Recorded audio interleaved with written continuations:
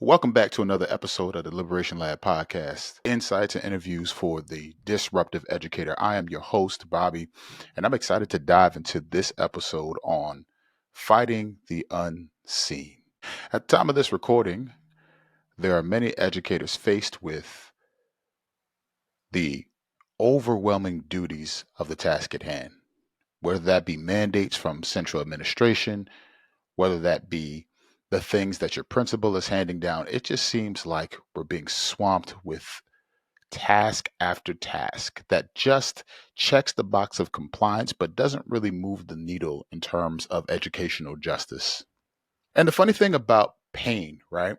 Pain has the effect of making you only see yourself. It functions as a microscope, if you will, and it helps you zero in or it causes you to zero in on your feelings.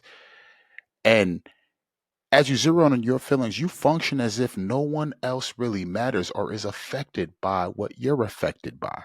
Pain causes you to only see yourself, and I think that that is emblematic of a larger situation that we're dealing with in education. And that is teachers are consistently in a place where they are trying to survive a system that is affecting them. And the tall order at hand is seeing that that we educators are not the only ones affected by this system.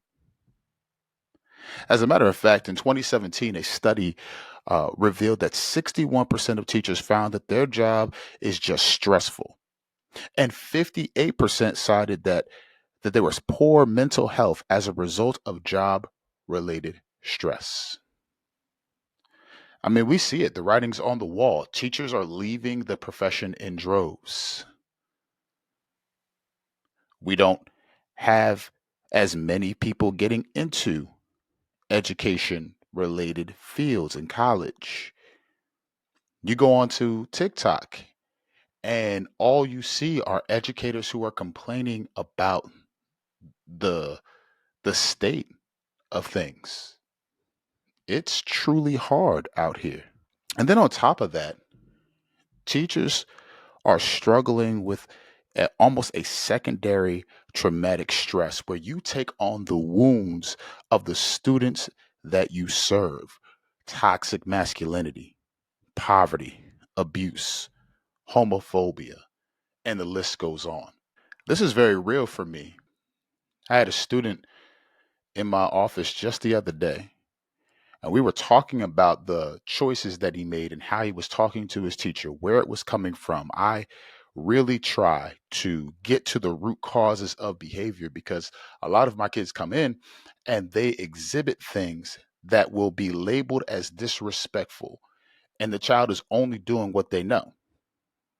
So I try to get beyond the labeling of the action and try to get to what's behind that.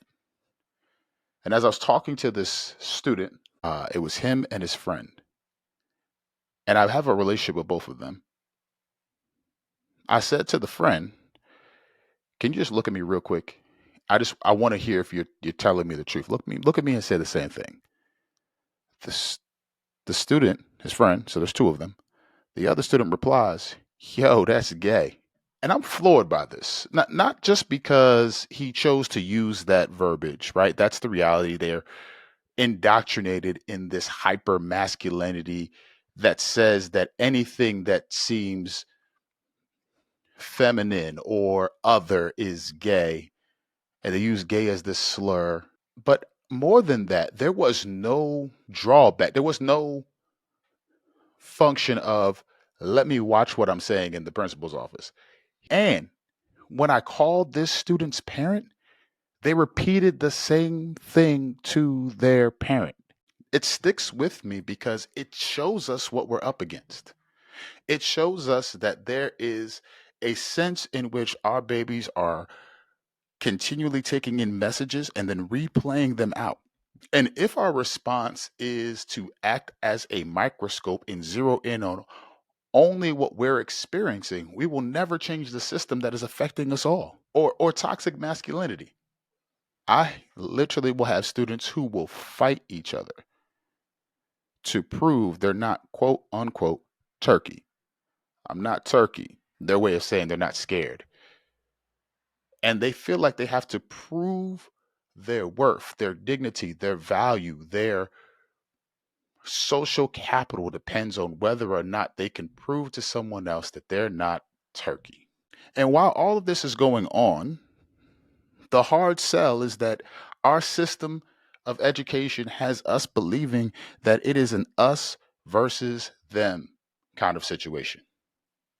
Either I survive or they survive, but we can't have it both ways.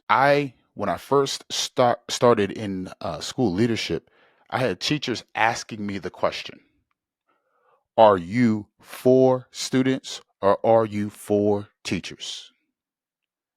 Can you imagine the situation or the conundrum that that puts me in? Because to answer one way is putting me at the detriment or the disdain of the other. There is a choice that is being continuously fed to us in education that we have to choose one or the other. My answer is always yes.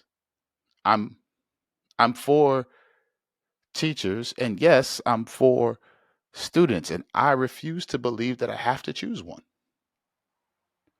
Matter of fact, I believe being for one is being for the other. What this causes in us is that we're so busy fighting each other that we won't enter the ring for the fight for equity. We're worried about whether or not we get certain access and certain resources or certain things or certain or considerations. We're worried about compliance.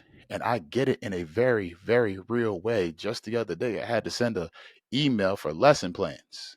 And let me be careful here. I understand that lesson plans, we have to do it for compliance measures, but I've seen the most immaculate lesson plans drawn up and copied and pasted and are AI crafted. And then you go into the classroom and then you see the most horrible teaching. So we can't equate lesson plans to great teaching.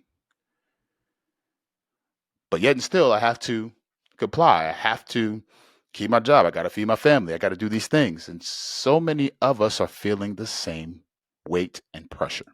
But here's the rub for us. I believe the number one reason that we won't enter the ring for the fight for equity is our inability or resistance to anti-racism. There's that word again. I know it became popular in 2020. I know we haven't said it in a while, but it's still there and it's still true. Educator, you will not confront what you won't see. And here's the context. The context is such that you are fighting the biggest problems in this country one student at a time. Injustice, inequity, um, racism, poverty. Every student comes in with a story affected by some level of abuse or affected by some level of privilege that maybe they're not stewarding correctly. And let me pause here and say that we must be very, very careful. We must be very, very careful in how we pathologize Black and brown communities. It is not everyone's story that they are coming from some impoverished or underserved background. Now, with that being said, we understand that the systems in our country have created conditions of harm that are replicated and seen most prominently in Black and brown communities. AKA, the hood is not an accident. It is an intentional effort of these yet to be United States to continue to harm Black and brown communities. So, educator, you're facing these problems one student at a time, and you're doing it with little to no emotional support. And while educators of color feel this present pain of racism and need therapy and healing, white educators, you must confront this within yourself. I just said a whole lot just now, so let me pause and let me unpack a couple of things. First, we must understand the terms. When I talk about racism, I am talking about a it is an ideology, right? It is a level of privilege and power. It is the ability to take your ideology and put it into action and legalize it. The ability to remove whole groups of people from opportunity because you feel like someone who looks different than you isn't equal to you. It is prejudice plus power. I'm going to say it again. It is prejudice plus power. So, can anybody be prejudiced? Absolutely. But does everybody have the power to enact their prejudice? No. There is one group of people in these yet to be United States who has the power to do that. So, I want to be very careful because every time we get into these discussions, people are like, oh my gosh, you're saying that certain people can't be racist. Yes, by definition, there is there is one group of people who have the opportunity to be racist in this country because there is one group of people who have the power. So, this is why I say, white educators, you must confront it within yourself. Oh, but Bobby, I never did X, Y, and Z. I never took part in X, Y, and Z. Agreed. Maybe you never enslaved anybody.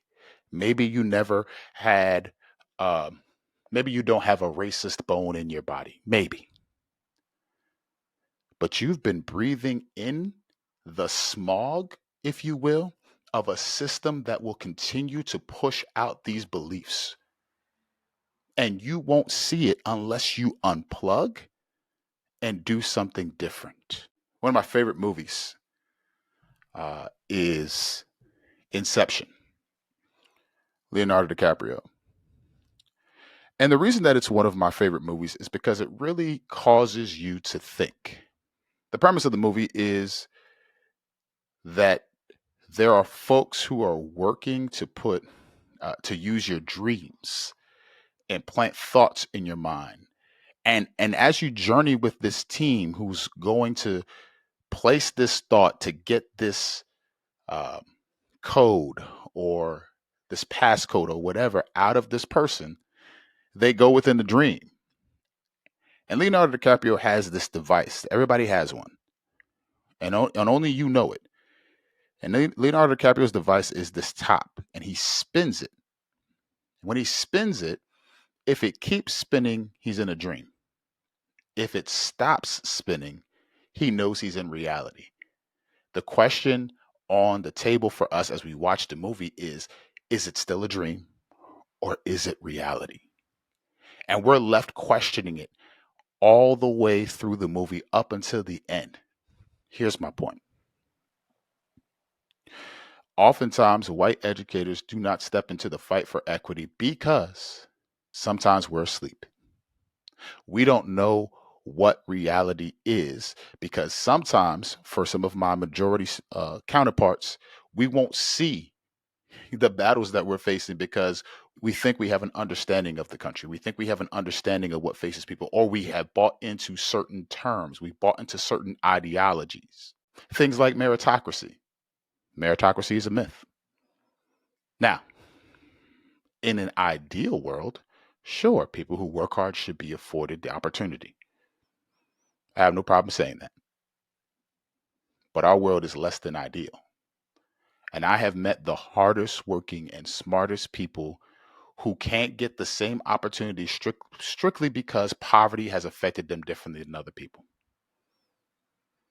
And unless we grapple with that reality, unless we understand that we're not self made and that we have whole systems and privileges that have afforded us opportunities, we won't get into the ring because we won't see anything wrong. When I'm working with a school or speaking on the topics of educational justice or anti racism, white educators will come up to me and acknowledge their need to do more. But the question always comes up, what does that look like? How do I do more? And I suggest all the time that it is healing that is moving toward an anti racist action. Healing that is moving towards anti racist action. What do I mean? First, healing. I love what my sis Maisha said last week. Healing is a process of learning and unlearning. This means that for many of us, we need to understand that we need humility about how we go about things. There are so many of us um, who will not step into this work because we believe we understand. We believe we know it all. We believe we got it down. We must be committed to a radical humility that says, I don't know and I'm willing to learn. And here's the problem that I see, right? Is we want our students to step up to the plate and to continuously embody a learner stance, but we as educators feel like we have it all figured out. No, there's so much more. And so we need to be committed to a radical humility. But anti-racist educators also truly believe in love. There are so many educators that will operate out of the stance of, I love my students. But there are many harmful and violent teachers that say exactly the same thing. I love my students. It is anti racist educators who know that love and silence are antithetical to one another. Love, that should be the foundation from which we do all things, is not met with or is not embodied by a passivity or an action. Love is a verb. Love is sharp. It is truth telling. It is fighting for what is right. It is doing what is right. Love means that we must do the work of acknowledging what this country has intentionally done to us all, what it continues to do to particularly Black bodies. And that love compels us in our practice. If you are an anti racist educator, you know that love compels you to speak up. You have the burden and the opportunity to leave the world a better place than how you found it by choosing to operate in a love that says, I will speak up for those whose voices are being silenced. I will center those who are on the margins. But not only that, anti racist educators, they are committed to deepening their critical consciousness. You must be a lifelong learner. This is where that radical humility comes from. It comes from reading, studying, deepening your scholarship. Again, from humility, from listening and engaging with others, from examining and re examining your own ideology, belief, and truths. If you are seeking to become anti racist, it means that you acknowledge that things are deeply nuanced and complex, and there is a deliberate design of racism in these yet to be United States. You must be willing to commit to a lifestyle of studying what racism looks like in all its forms, particularly in how it enacts itself in our schools. Anti racist educators look at who's already centered in the curriculum that they are charged to teach. They look at the voices with a critical lens and say, who is excluded from this? Whose voices are not yet included?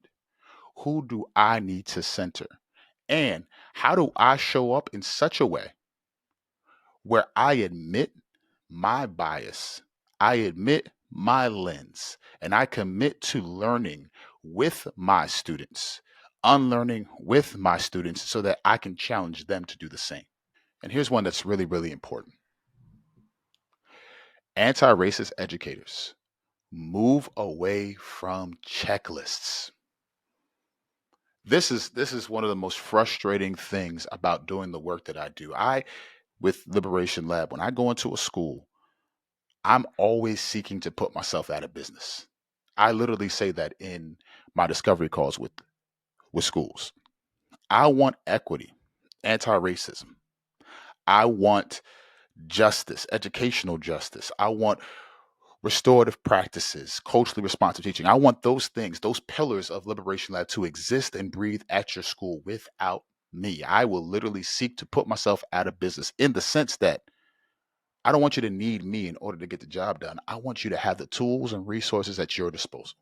But with that, I often get educators who want to ask or want me to tell them exactly what to do. Step one, do this. Step two, do that. Here is a checklist. Anti-racist education, anti-racist schooling can't be packaged or prescribed or arranged into this checklist, this rubric, this formula. Surely those things help us to understand some of our practices or some of the things that we should be doing, some of the things that should be key. But anti-racist educators understand that the work starts within themselves. You grapple with your own beliefs, your mindsets, your philosophies, your biases about the world, your education, and your students. I'll give you a for example. My One of the things that I'm working on with my team and the folks that I serve alongside is redoing our discipline. What does a discipline referral look like, and what are some of the things that you need to do first? Now, some of the things that come up are classroom management issues. We're just not doing what we have to do to see the kind of behaviors we want to see in class, and kids will test that. At the same time, there are some educators who rely on the words disruptive, the words disrespectful, the words defiant, excuse me. Those three Ds. They rely on them to describe a set of behaviors that they're seeing in their classroom. That student is disruptive. That student is disrespectful. And don't get me wrong, I think that there are points and issues that we can take with how students may communicate what they are communicating. But I also need us to understand two things. One, typically the teachers who have the biggest problems with respect are the ones who talk to kids any type of way. So how are you talking to kids? What respect level are you giving them? Or do you feel like children are supposed to be seen and not heard? You know that in your classroom, right? Like if you have children coming into your classroom and the way that learning takes place in your classroom is that they are to be seated and silent and compliant, chances are you're probably not teaching. So not only that, but when we talk about this reliance on being or identifying things as disrespectful, understand that those words have been coded for us to blame, to victimize, and oppress Black and brown people. If our students have not been challenged to assimilate into whiteness, if they have not made that decision, if they aren't doing things that are normed as white standards of doing things, those are the ones that we label defiant, disrespectful, and disruptive. That typically those words are coded words for the children who refuse to assimilate to whiteness. And we have to grapple with our allegiance to, our understanding of. I push my teachers to move away from that language. What are they doing that is disrespectful? What are they doing? Give me something specific. So you must understand that the work begins with you. You must become conscious of the intentional and multiple ways that schools mirror society. You must recognize that schools are doing exactly what they've been built to do in this country: exclude, silence, erase, promote white supremacy. There are parts of schooling that you must take a holistic approach to, that you must consider the dimensions of schooling through an anti-racist, anti-oppressive lens. Think about the demographics of staff. Think about how literally the person talking right now on this podcast represents 1.3% of the teaching force. Think about the fact that school leadership is filled with hurdles. Not only do you have to go get your master's, then you have to pay for the test. In New Jersey, that test is almost $500. Then after you take the test, you got to go through 2 years of mentorship. And then you have to pay your mentor a total of $2,500 to finally get your standard cert, to then apply to districts who may or may not hire you simply because of what you look like. And before I hear somebody saying, oh, you're just crying about your own this and that, listen, not only do I know people who have said the same thing, who have the same stories or things like that, I've literally been on an interview. I have conducted myself in a manner commensurate with the position. I have shown that I have the intellect, the capability to teach kids math, and have been told by folks that the district didn't know that I knew in said district that I was quote unquote too black. What the hell does that mean? So think about this: school governance, school curriculum, special education, and the over documentation, the over recommendation of black and brown kids, our teaching and learning practices, our definitions of academic and teacher success, professional development, school mission and vision statements, school network and district policies, school culture and approaches to discipline is a big one. We need to commit to continuously evolving, pushing back, studying, and having a critical lens in how we understand these things. Not only that, but the allocations of resources and the budget. We'll think that things are properly funded if we don't understand how much harm has been done to black folks, particularly by schooling. Anti-racism is healing and love in action. This work is incomplete without the role of healing. Healers are people who remove harm and reduce the impact of violence. People who restore and repair. I love watching HGTV and shows that go in and do rehab on homes. I know I'm dating myself and getting old. It's quite all right. I've accepted it. But one of the things I love about shows like Fixer Upper and things like that is they'll go in and they will see in homes that look demolished. They look like they're not consistent with someone living in them. And they will see the beauty in that home. They will know that the home didn't get that way itself, that it required someone with love and attention to see the beauty and restore the floors, to rebuild and restore and renew. The greatest healers are the people who consider the whole person and get to the heart of the matter. Anti-racist educators understand that all forms of oppression are connected,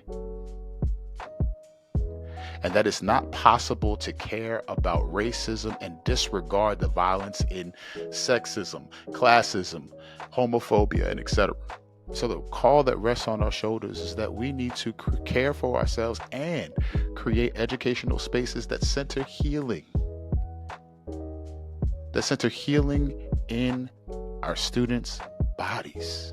My hope, y'all, is that as we listen and challenge ourselves, that as we have been centering healing and humanity, that we would do the work within ourselves so it can become a reality in our schools. Your students deserve you to show up as your best self. Does that mean you're going to get it right all the time? Absolutely not. Does that mean that you are always going to say the right thing to your babies? Absolutely not.